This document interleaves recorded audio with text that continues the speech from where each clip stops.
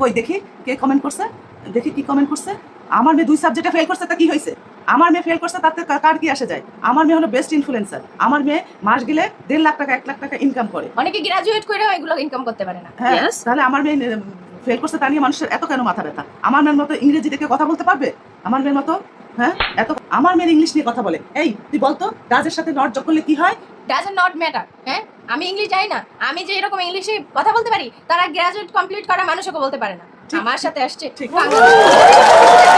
আমার বাবা মা ওই রকমের না যে এখন আমি 2 বিষয় ফেল করছি, আমি যাই এই করব, আমি যাই ওই করব, পরবর্তীতে আবার পরীক্ষা দিলে আমি আবার পাস করব।